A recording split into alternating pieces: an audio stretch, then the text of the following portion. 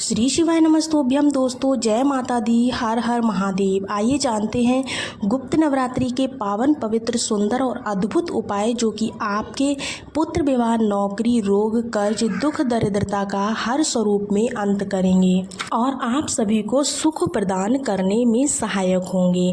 इस वीडियो में आपको रोग मुक्ति का भी उपाय मिलेगा और सभी कार्य की सिद्धि के लिए सब उपाय जो मैं स्वयं कर पाती हूँ वही आपको बता रही हूँ। ध्यान से सुनिएगा, अंत तक करने का इसे प्रयत्न कीजिएगा। 9 दिन का समय आपके पास खूब अच्छी तरह से जब आप इन उपायों को कर सकते हो। जो पहला उपाय है बहुत सरल है और एक भी रुपए आपका खर्च नहीं होना है।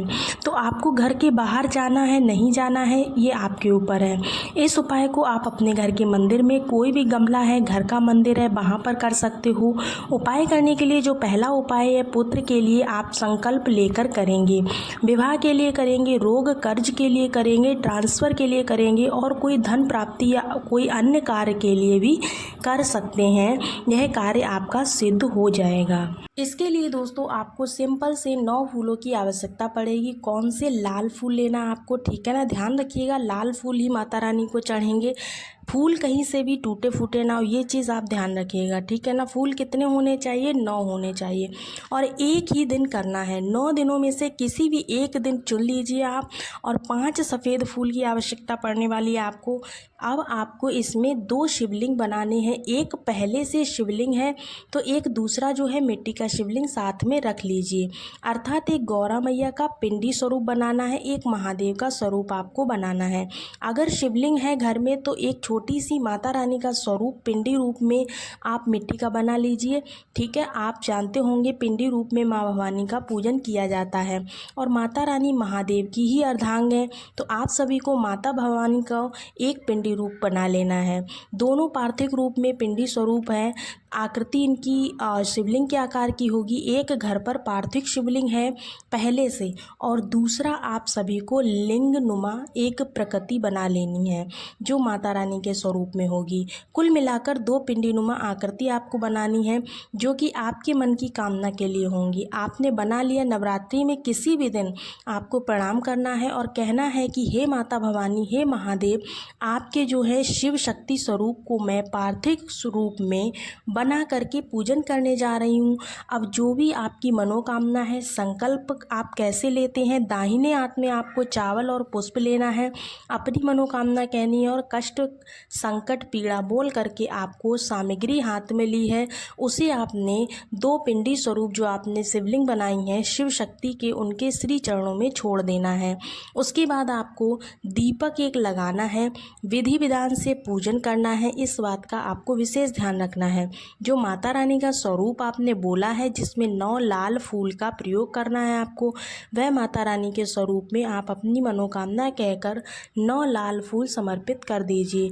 5 सफ़ेद फूल आपको जो आपने महादेव का स्वरूप माना है उस पर आपको समर्पित कर देना है, ठीक है। पूजा हो जाए, विधि विधान से नियम हो जाए, आपकी मनोकामना आपको प्रार्थना करनी है, उसके बाद आपको वहीं पर जो है उसे विसर्जित कर देना है, ठीक है।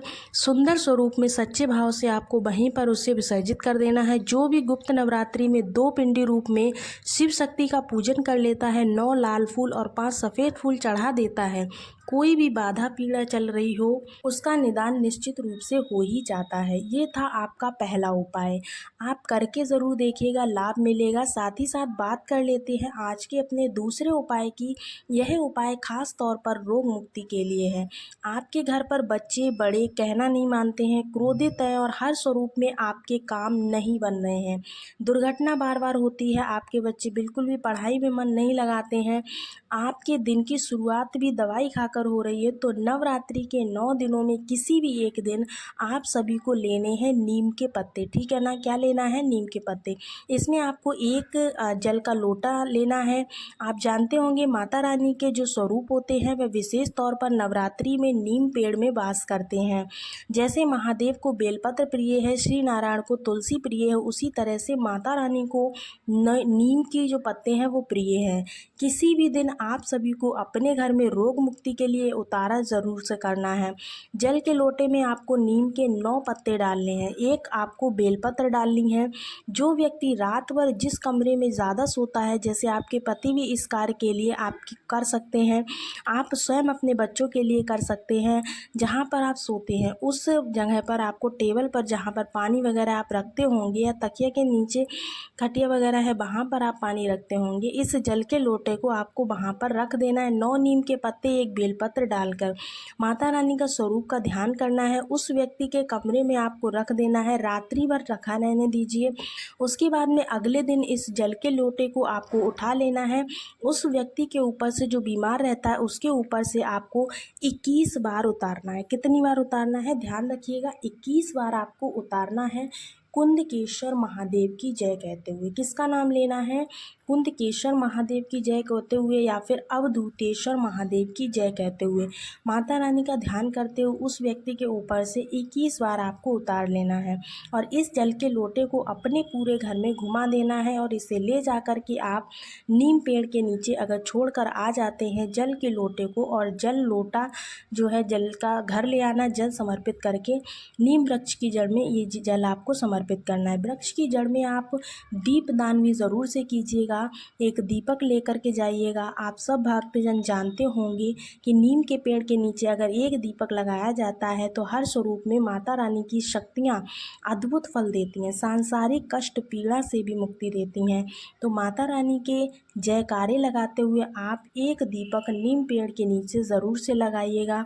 और हाँ, इस दिव्य प्रयोग को आप 9 दिनों में किसी भी दिन कर सकते हो। लाभ तो आपको होना ही है। हार रहे हो, दुख पा रहे हो, कष्ट आ रहा है, कर्ज से आपका जीवन घिरा हुआ है, तो माता रानी के इन 9 दिनों में प्रसन्न कर लीजिए, फिर देखिए कैसा चमत्कार आपके जीवन में होता है। तो ये 2 उपाय करने हैं। बढ़ते हैं आज के तीसरे उपाय की तरफ। तीसरा उपाय भी काफ़ी सरल है, काफ़ी लाभदायक है और अद्भुत चमत्कार करने वाला है। आप जानते होंगे नवरात्रि चमत्कारी है और गुप्त रूप से इन कार्यों को करें, ज़्यादा शोर शराबा ना करें क्योंकि नवरात्रि का नाम ही गुप्त नवरात्रि है। जो भी भक्तजन गुप्त नवरात्रि में गुप्त तरीके से इन कार्यों को करता है तो समझ लीजिए वह स्वतः ही अपने जीवन में प्रगति की सीढ़ियाँ चढ़ता जाता है। आप सभी गुप्त नवरात्रि में किसी भी दिन माता को लौंग का भोग ज़रूर लगाइएगा। माता को आपको लंबी बाती का दीपक अपने घर पर नियमबद्ध तरीके से रोज़ लगाना है। साथ के साथ आपको माता भवानी को प्रणाम करते हुए उनके चरणों में लाल फूल नारियल समर्पित करना है।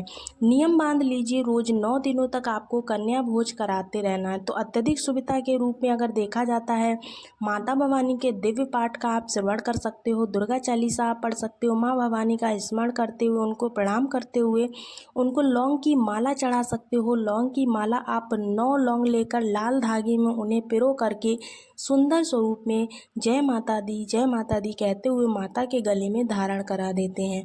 नवरात्रि के 9 दिनों में यह भी चमत्कार होता है। कुछ भी नहीं कर सकते तो आप अपने घर के मंदिर में माता रानी के समक्ष दीप दान कर, दुर्गा चालीसा का पाठ कर, विधि विधान से उनका पूजन करें। अपनी मनोकामना के सांसारिक, मानसिक, आर्थिक कष्ट मिट जाएं, ऐसी प्रार्थना करते हुए आप सभी को माँ भवानी का स्मरण जरूर करना है। माता रानी को जो भूल गया है, समझ लीजिए उनके कष्टों का उसी समय से आरंभ हो चुका है। आप सभी हार रहे हैं, दुख पा रहे हैं, तो माता रानी को ज़्यादा से ज़्यादा जो है इन 9 दिनों में आप मंत्र जाप कर सकते हैं, हवन कर सकते हैं, कन्या भोज कर सकते हैं, माता के जयकारे लगवा सकते हैं, अपने घर पर भजन करा सकते हैं। गुप्त नवरात्रि में गुप्त तरीके से अपनी मनोकामना को माता के समक्ष कहा जाए तो कोई भी बात अधूरी नहीं रहती है, कार्य बनते हैं। इस बात को आप लिखित रूप से नोट कर लीजिए।